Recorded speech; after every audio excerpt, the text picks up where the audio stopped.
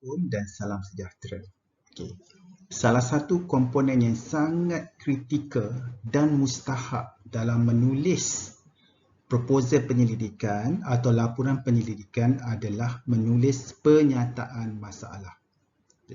Walau bagaimanapun, ramai orang tidak dapat menguasai apakah atau bagaimanakah cara menulis pernyataan masalah kajian. Oleh itu, sesi ini akan mengajar asas kepada para pelajar tentang cara atau bagaimana menulis pernyataan masalah kajian. Okay. Apakah itu pernyataan masalah kajian? Pernyataan masalah kajian ini merujuk kepada huraian terhadap masalah ataupun isu yang ingin dikaji.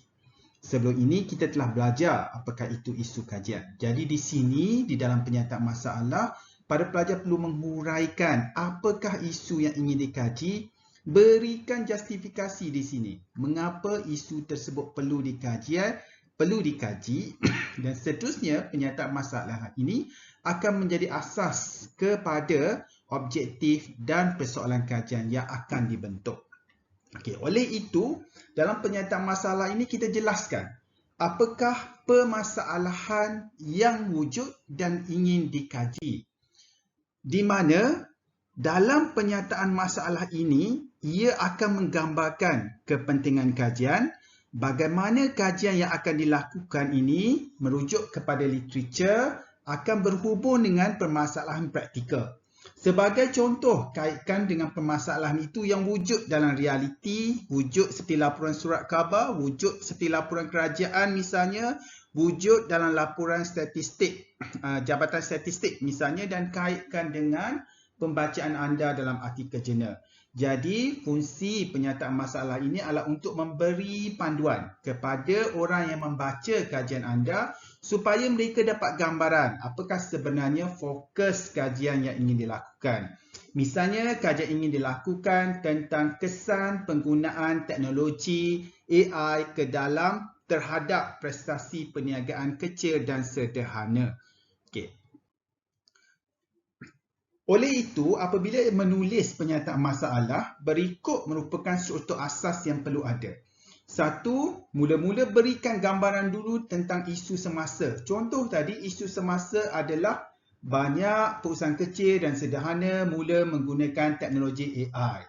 Walau bagaimanapun, tidak banyak yang diketahui tentang kesan penggunaan AI kepada keuntungan perusahaan kecil dan sederhana. Jadi masukkanlah sedikit, 1-2 sumber rujukan yang menyatakan bahawa tidak atau belum banyak kajian yang mengkaji penggunaan AI dalam kalangan perusahaan kecil dan sederhana. Oleh kerana tidak banyak kajian yang telah dilaporkan tentang penggunaan AI dalam kalangan perusahaan kecil dan sederhana, maka di situ anda lihat nombor 3 tu iaitu jurang pengetahuan belum selesai. Maksudnya kerana sedikitnya kajian ataupun belum cukup kajian yang mengkaji penggunaan AI dalam kalangan perusahaan kecil dan sederhana, maka banyaklah perkara yang kita belum tahu. Wujudlah di situ jurang ilmu, jurang pengetahuan. Oleh kerana wujud jurang ilmu dan pengetahuan, hal ini tidak boleh dibiarkan. Hal ini kerana trend penggunaan AI dalam kalangan perusahaan kecil dan sederhana semakin meningkat dan kajian atau pengetahuan tentang perkara ini mustahak untuk membantu untuk membolehkan penggunaan AI ke dalam kalangan perusahaan kecil dan sederhana menjadi lebih berkesan. Itu nombor 4. Keperluan untuk kajian semasa. Ayat tadi menjelaskan keperluan kenapa kajian ini perlu dilakukan dalam keadaan semasa. Kerana trend penggunaan AI dalam kalangan perusahaan kecil dan sederhana terus meningkat, tetapi kajian tentang perkara ini masih terhad atau terbatas.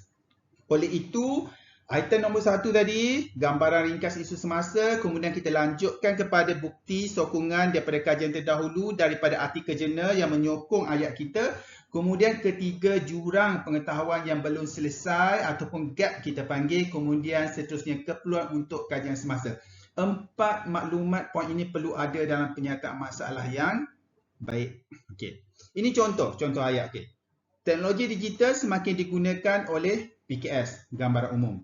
Namun, bila ada perkataan namun bererti apa? Bererti wujudlah jurang, bererti wujudlah masalah. Namun, kesannya terhadap perniagaan masih tidak konsisten. Penyataan masalah. Ini masalah yang sedang wujud. Kajian terdahulu pula melaporkan yang bercanggah. Ada kata AI memberi kesan positif kepada prestasi, ada kajian yang melaporkan AI memberi kesan negatif kepada prestasi. Jadi bercanggah. Apabila bercanggah, maka wujudlah kelompangan ilmu ataupun persoalan yang belum terjawab. Oleh kerana wujud konflik dalam literatur, maka kajian ini perlu dilakukan. Kenapa? Untuk kita faham dengan lebih lanjut tentang bagaimana penggunaan AI mempengaruhi prestasi perniagaan perusahaan kecil dan sederhana. Okey. Sekarang kita test. Yang manakah paling tepat menerangkan penyataan masalah? A. Ringkasan keseluruhan laporan penyelidikan. B. Senarai objektif kajian. C. Huraian jelas tentang isu dan jurang kajian yang memerlukan penyelidikan. D. Keputusan kajian yang diperoleh. Jawapannya adalah C. Hal ini kerana penyataan masalah merujuk kepada huraian tentang isu yang dikaji serta mengenengahkan jurang kajian dalam literatur yang memerlukan penyelidikan ini dilakukan sekarang. Sekian, terima kasih.